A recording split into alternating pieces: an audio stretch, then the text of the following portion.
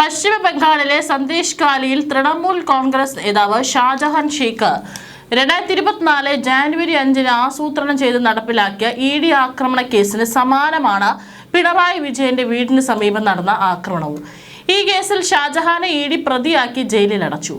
പിണറായിയുടെ വീട്ടിൽ റെയ്ഡ് കഴിഞ്ഞിറങ്ങിയ ഉദ്യോഗസ്ഥർക്ക് നേരെയുണ്ടായ ആക്രമണവുമായി ബന്ധപ്പെട്ട കേസിൽ സ്ഥലത്തുണ്ടായിരുന്ന CPMന്റെ മുതിർന്ന നേതാക്കളെ കൂടി പ്രതി ചേർക്കാൻ നീക്കം തുടങ്ങിക്കഴിഞ്ഞു. ഇക്കാര്യം ആവശ്യപ്പെട്ട് കോടതിയെ സമീപിക്കാനാണ് EDയുടെ തീരുമാനം. അങ്ങനെ വന്നാൽ പ്രതി ചേർക്കാനുള്ള അനുമതി സ്വാഭാവികമായും കോടതി നൽകും. സ്വാഭാവികമായി സ്ഥലത്തുണ്ടായിരുന്ന പിണറായി വിജയൻ കൂടി പ്രതിയാവാൻ സാധ്യതയുണ്ട്. ആക്രമണത്തിന് ശേഷം മാധ്യമങ്ങളെ കണ്ട പിണറായി ഒറ്റക്കെട്ടായി ഇത്തരം അനീതികളെ നേരിടണമെന്ന് ആഹ്വാനം ചെയ്യുന്നുണ്ട്. പ്രതിപക്ഷ നേതാവ് പിണറായി വിജയന്റെ വസതിയിൽ റെയ്ഡ് നടത്തി മടങ്ങിയ എൻഫോഴ്സ്മെന്റ് ഡയറക്ടറേറ്റ് ഉദ്യോഗസ്ഥരെ ആക്രമിക്കുകയും വാഹനങ്ങൾ തകർക്കുകയും ചെയ്ത കേസിൽ അറസ്റ്റിലായ 1 മുതൽ 5 വരെയുള്ള പ്രതികളുടെ ജാമ്യാപേക്ഷ കോടതി തള്ളി. നിതിൻ രാജ്, മനോജ്, ജീവൻ, ശ്രീജിത്ത്, ഷഹീൻ എന്നിവരുടെ ജാമ്യാപേക്ഷയാണ് കോടതി തള്ളിയത്. Thiruvananthapuram judicial first class magistrate Tania Mariyam ജോസിന്റേതാണ് ഉത്തരവ്. ED പോലെയൊരു അന്വേഷണ ഏജൻസിക്ക് നേരെയുണ്ടായ ആക്രമണം ഗൗരവമുള്ളതാണെന്ന നിരീക്ഷണത്തോടെയാണ് ജാമ്യം തള്ളിയത്. പ്രതികളെ അറസ്റ്റ് ചെയ്തത് ചട്ടങ്ങൾ പാലിച്ചല്ല. ഉദ്യോഗസ്ഥർ റെയ്ഡ് കഴിഞ്ഞ് മടങ്ങിയപ്പോഴാണ് പ്രതിഷേധം നടന്നത്. അതുകൊണ്ട് ഔദ്യോഗിക കൃത്യനിർവഹണം തടസ്സപ്പെട്ടിട്ടില്ല. സ്വകാര്യ വാഹനമായതുകൊണ്ട് പൊതുമുതൽ നശിപ്പിക്കപ്പെട്ടിട്ടില്ല എന്നിവയായിരുന്നു പ്രതിഭാഗത്തിന്റെ വാദം. എന്നാൽ റെയ്ഡിനെത്തിയ ഉദ്യോഗസ്ഥർ രേഖകളുമായി മടങ്ങി ഓഫീസിലെത്തുമ്പോഴാണ് കൃത്യനിർവഹണം പൂർത്തിയാകുന്നതെന്നും രേഖകളുമായി മടങ്ങിയ ഉദ്യോഗസ്ഥരെയാണ് ആയുധങ്ങളുമായി ആക്രമിച്ച് കൊലപ്പെടുത്താൻ ശ്രമിച്ചതെന്ന് പ്രോസിക്യൂട്ടർ മനു കല്ലമ്പള്ളി കോടതിയെ അറിയിച്ചു. ഉദ്യോഗസ്ഥർ അവരുടെ ഔദ്യോഗിക കൃത്യനിർവഹണത്തിന് ഉപയോഗിച്ച വാഹനം പൊതുമുതലായാണ് നിയമത്തിൽ കണക്കാക്കുന്നതെന്നും പ്രോസിക്യൂട്ടർ കോടതിയെ ധരിപ്പിച്ചു. യാതൊരു കാരണവുമില്ലാതെയാണ് പ്രതിഷേധക്കാർ ഉദ്യോഗസ്ഥരെ ആക്രമിച്ചത്. അതുകൊണ്ട് തന്നെ പ്രതികൾക്ക് ജാമ്യം നൽകുന്നത് പ്രതികളെയും മറ്റു പ്രതിഷേധക്കാരെയും ഭാവിയിൽ സമാനമായ പ്രവർത്തികൾ ചെയ്യാൻ പ്രോത്സാഹിപ്പിക്കും.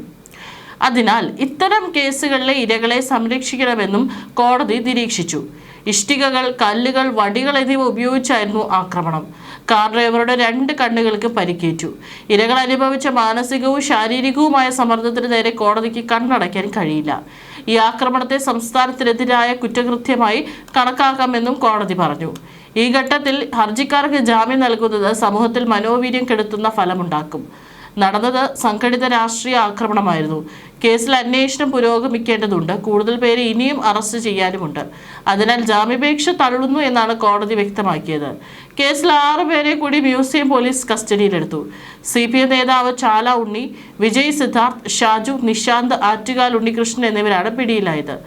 ഇതോടെ കേസിൽ പിടിയിലായവരുടെ എണ്ണം 25 പ്രതികളെ പലയിടത്തു നിന്നും അറസ്റ്റ് ചെയ്തതാണെന്നും പോലീസ് അവകാശപ്പെടുമ്പോൾ കീഴടങ്ങിയതാണെന്നാണ് നേതാക്കൾ സമൂഹ മാധ്യമങ്ങളിലൂടെ അറിയിക്കുന്നത്. CPM പാളയം ലോക്കൽ കമ്മിറ്റി സെക്രട്ടറിയും തിരുവനന്തപുരം കോർപ്പറേഷൻ മുൻ കൗൺസിലറുമായ IP ബിനു ഉൾപ്പെടെ എല്ലാ പ്രതികളും CPM DYFI പ്രവർത്തകരാണ്.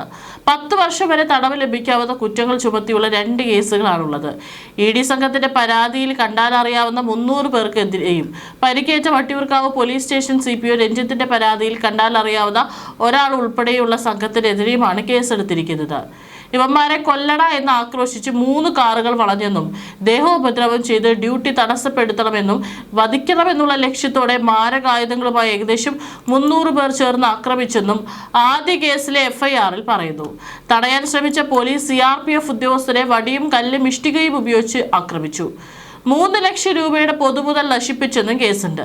10 വർഷം വരെ തടവ് ലഭിക്കാവുന്ന വധശ്രമ കുറ്റം, 6 മുതൽ 5 വർഷം വരെ തടവ് ലഭിക്കാവുന്ന മറ്റു കുറ്റങ്ങൾ, ആക്രമിക്കൽ, പൊതുമുതൽ നശിപ്പിക്കൽ, സായുധ കലാപം എന്നിവയാണ് ചുമത്തിയിട്ടുള്ളത്. വധശ്രമം ഒഴികെയുള്ള കുറ്റങ്ങൾ പോലീസുകാരനെതിരായ ആക്രമണത്തിലും രജിസ്റ്റർ ചെയ്തിട്ടുണ്ട്. പിണറായി വിജയനും മകൾ വീണ വിജയനും താമസിക്കുന്ന ബേക്കറി ജംഗ്ഷനിലെ വീട്ടിൽ റെയ്ഡ് കഴിഞ്ഞ് മടങ്ങുന്നതിനിടെയാണ് ED ഉദ്യോഗസ്ഥരെ CPM പ്രവർത്തകർ ആക്രമിച്ചത്.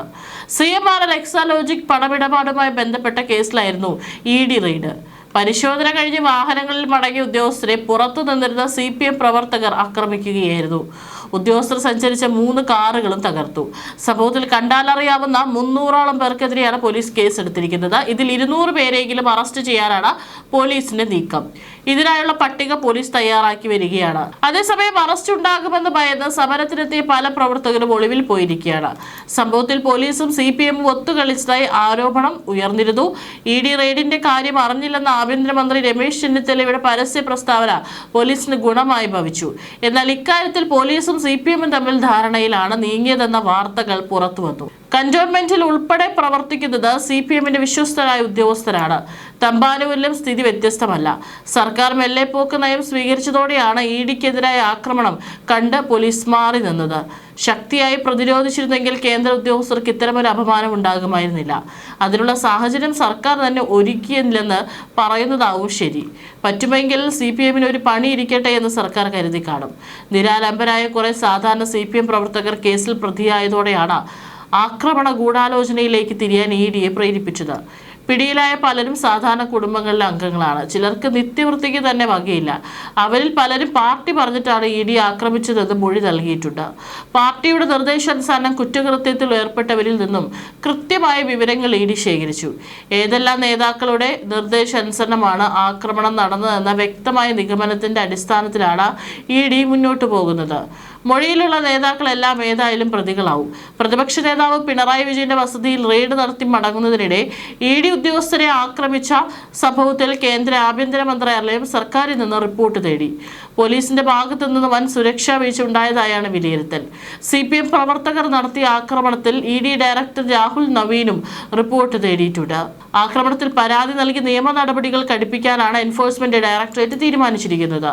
കൃത്യനിർവഹണം തടസ്സപ്പെടുത്തി ഉദ്യോഗസ്ഥരെ ആക്രമിക്കുകയും വാഹനം തല്ലി തകർക്കുകയും ചെയ്തതിനും ഔദ്യോഗിക കൃത്യനിർവഹണം തടസ്സപ്പെടുത്തിയതിനും വധശ്രമത്തിനും ജാമ്യമില്ലാ വകുപ്പുകൾ പ്രകാരം ശക്തമായ നിയമ നടപടികളുമായി മുന്നോട്ട് പോകാനാണ് ED തീരുമാനിച്ചിരിക്കുന്നത്. മാത്രമല്ല, സ്ഥലത്ത് സംഘർഷമുണ്ടാകാനുള്ള സാധ്യത പോലീസ് മുൻകൂട്ടി കണ്ടില്ലെന്ന വിമർശനവും ഉയരുന്നുണ്ട്. സ്ഥലത്ത് മതിയായ പോലീസിനെ വിന്യസിക്കുന്നതിൽ തിരുവനന്തപുരം സിറ്റി പോലീസ് ഗുരുതരമായ വീഴ്ച സംഭവിച്ചതായാണ് വിമർശനം. ആൾക്കൂട്ടത്തിനിടയിലേക്ക് EDയുടെ വാഹനം കടത്തിവിട്ടതും സുരക്ഷാ വീഴ്ചയായാണ് വിലയിരുത്തപ്പെടുന്നത്.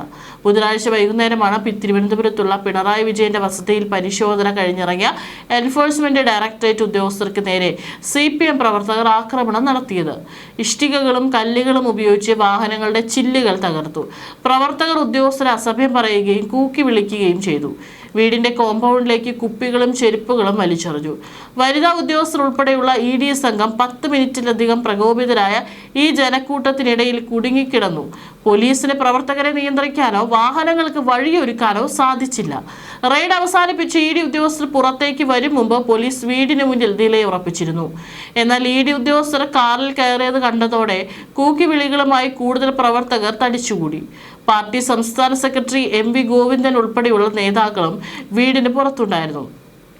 ആദ്യം വാഹനം പുറത്തു വന്നപ്പോൾ തന്നെ പോലീസിനെ തള്ളിമാറ്റി പ്രവർത്തകർ കാറിന്റെ ചില്ല് അടിച്ചു തകർത്തു. ഇടുങ്ങിയ റോഡിലൂടെ വാഹനങ്ങൾ മുന്നോട്ട് പോയി ആൾക്കൂട്ടത്തിൽ കുടുങ്ങിയതോടെ 2 വശത്തെ ചില്ലുകളും കണ്ണാടികളും CPM പ്രവർത്തകർ അടിച്ചു തകർത്തു.